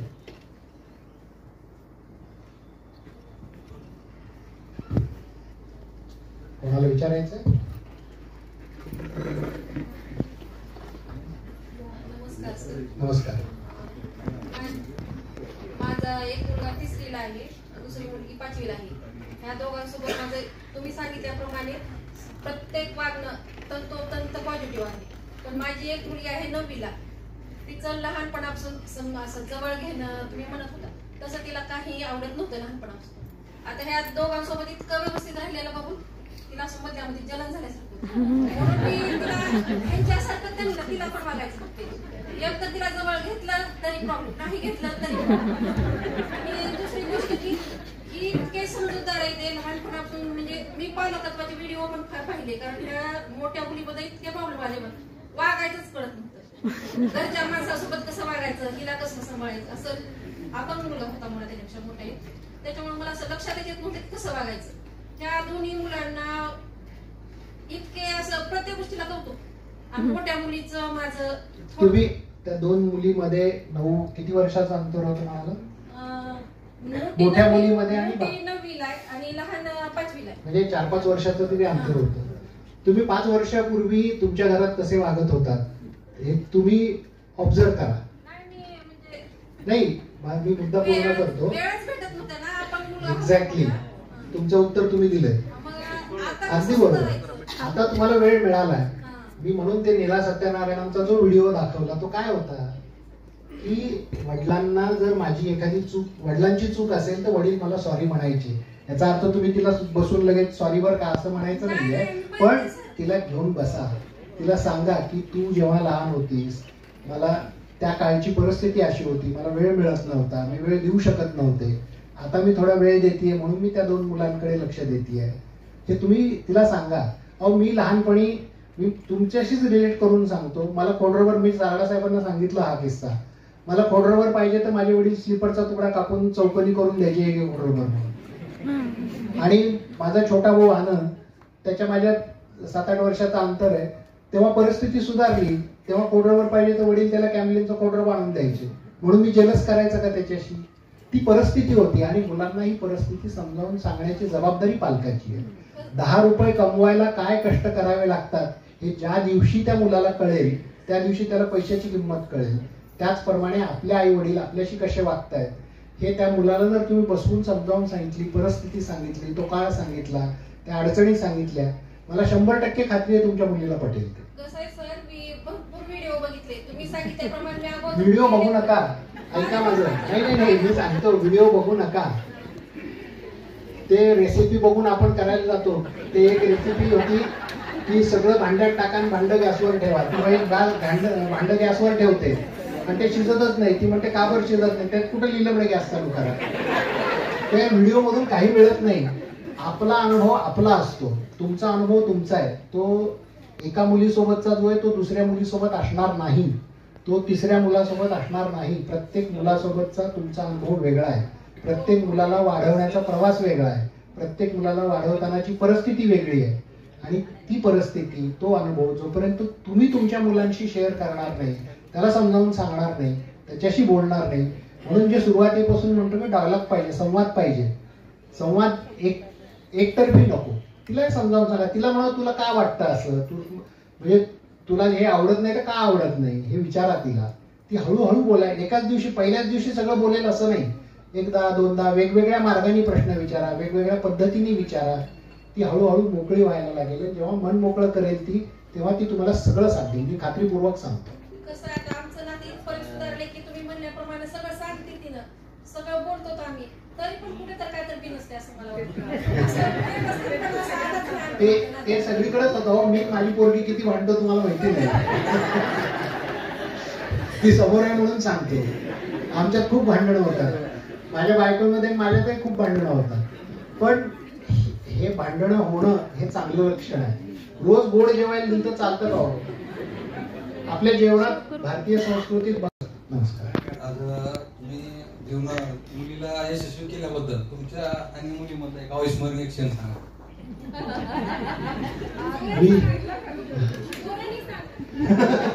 कृष्ण म्हणते जोराने सांगा. तिच्याबद्दलचे किती प्रसंग सांगू.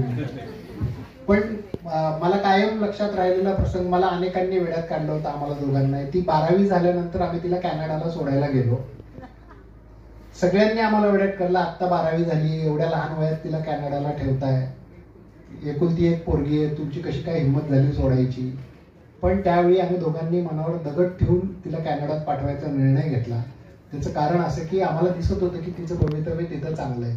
ज्या दिवशी तिला हॉस्टेलवर सोडला आम्ही कॅनडात आणि आम्ही परत निघालो, तिच्यासमोर आम्ही दोघे हसत होतो, तिला छान निरोप देत होतो. ती रडत होती.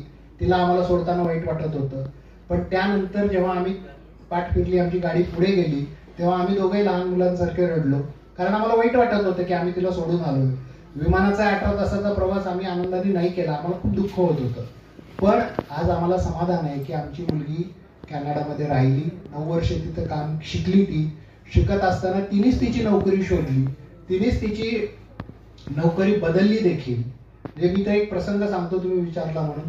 PwC म्हणून एक कंपनी आहे, बिग 4 म्हणून ज्या कंपन्या आहेत त्याच्यामधली PwC. बिग 4 म्हणजे ज्या कंपन्या 5,000 कोटी 1,000 कोटीच्या वरच्या लोकांचं ऑडिट करतात त्याला बिग 4 कंपन्या म्हणतात जगात.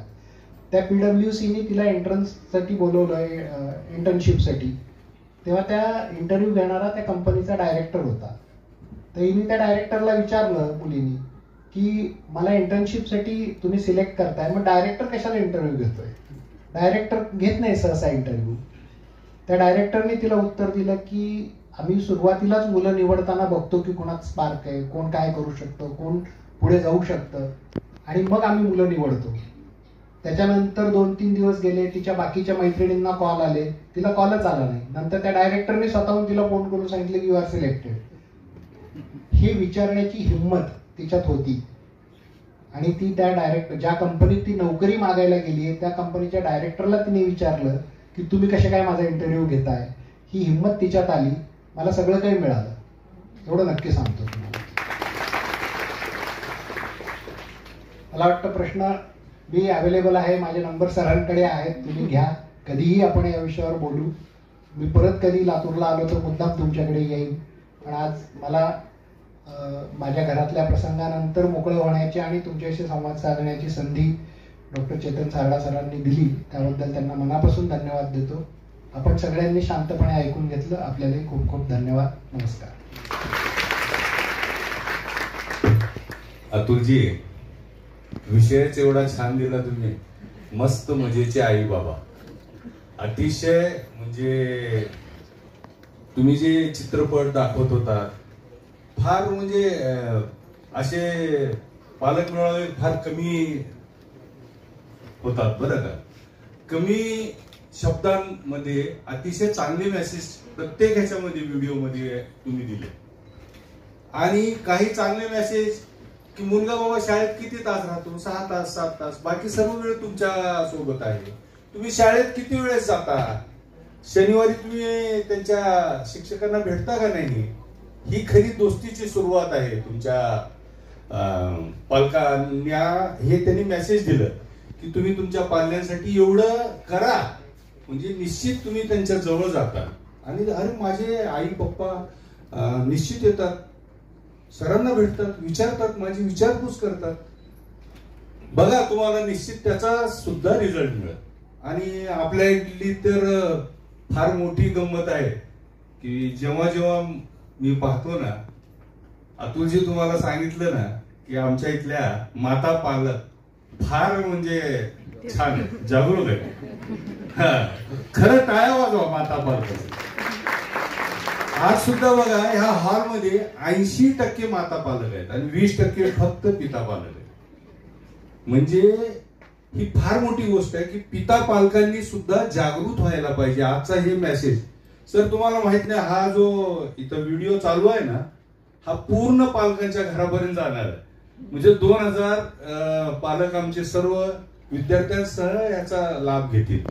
आणि निश्चितच आजचा आपला जो इतकं सुंदर असं आपण आम्हाला मार्गदर्शन केलं, निश्चितच आम्हाला खूप फायदा होणार आहे याचा मला विश्वास आहे.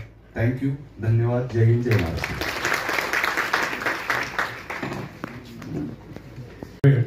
माननीय श्री अतुल कुलकर्णी सरांनी सांगितली.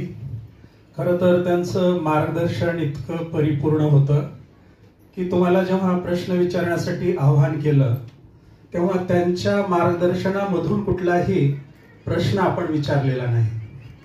माग मॅडमने प्रश्न विचारला, तो मूल मोठं झाला असा विषय होता. समोर सरांनी कार्यक्रमाबद्दलची फक्त प्रतिक्रिया दिली किंवा अवांतर विषय झाले, यातून प्रश्न आपणाला कुठलाही निर्माण होणार नाही असं हे परिपूर्ण खरं तर मार्गदर्शन होतं.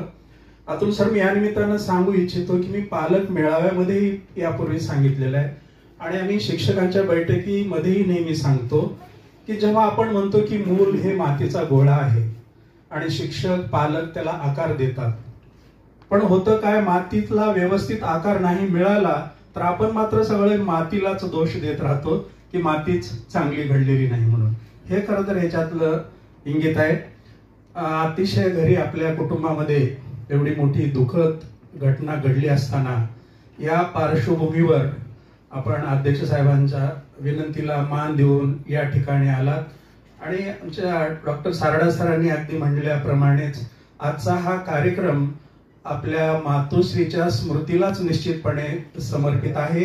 या निमित्ताने आपण पटकन या दुःखद प्रसंगातून बाहेर पडून दैनंदिन जीवनामध्ये आपण शांती समाधानाने निश्चितपणे वाटचाल चालू राहील अशी अपेक्षा करतो. आपले मनपूर्वक आभार. त्याचबरोबर आपण पालक मोठ्या संख्येने उपस्थित आहात. नेहमीच आम्ही जेवढी अपेक्षा करतो तेवढे नेहमी राहत नाहीत, पण कदाचित अतुलजींचं नाव ऐकून आपण आले असाल. मोठ्या संख्येने उपस्थित आहात.